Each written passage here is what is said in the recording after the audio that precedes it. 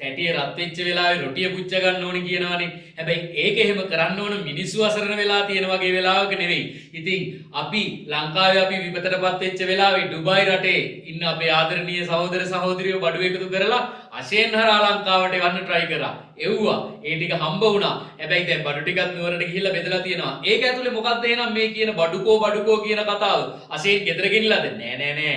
අශේන් ගෙදර ගෙනියන්න තරම් ඕඩෙක් නෙවෙයි. ඊට වඩා කපටි විදියට සැලසුම් සාගතව වැඩ කරන්න දන්න කපටි කෛරාටක වෙත්ත පිත්තල කියලා කියන්නේ අපේ ගම්වල අන්න එහෙම චරිතයක්. මොකක්ද එහෙනම් මේ කියන්නේ යන්නේ? අද නැලවෙන අයට නැලවෙන්න, වැළලෙන අයට වැළලෙන්න මෙන්න විරුදුවෙන්ම ගායනා කරනවා.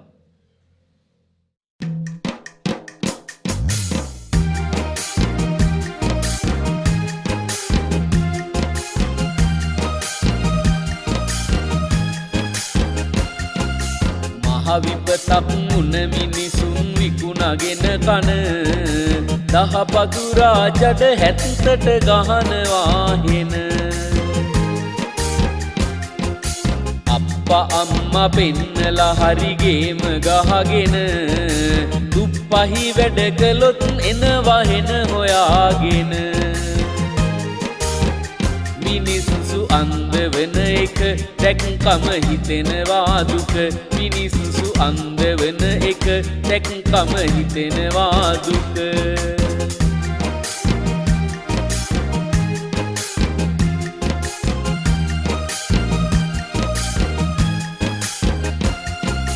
දැලි පිහියෙන් හරි කිරි පැණි දැක්ක තැන කන පිළිකාවක් තමයි මූත් රටක් වනසන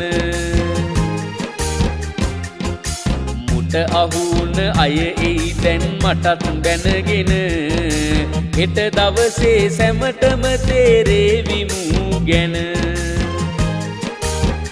රට හරි විකුණගෙන කන දන්නෝ දනිති මුගේ ගැන රට හරි විකුණගෙන කන දන්නෝ දනිති මුගේ ගැන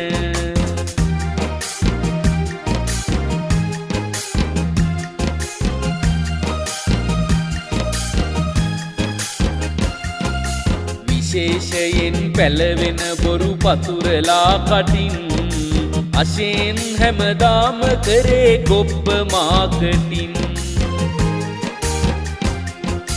තවමත් තේරුනේ නැත්නම් ඔබට මූ ගැන දවසක තේරෙයි එතකල් ඉන්න කාගෙන අද නැති උනත් මූ සැක තේරෙයි ඔබට දවසක අද නැති උනත් මූ සැක තේරෙයි ඔබට දවසක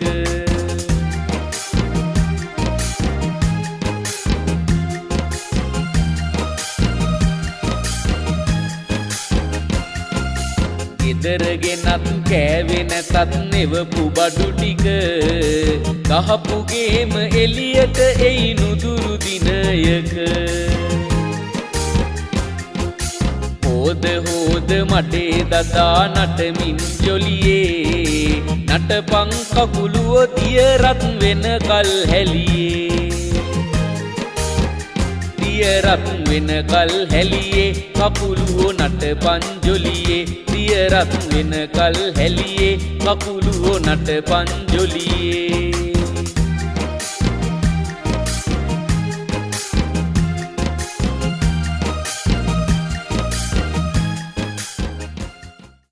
අශේන් කියන්නේ කවුද?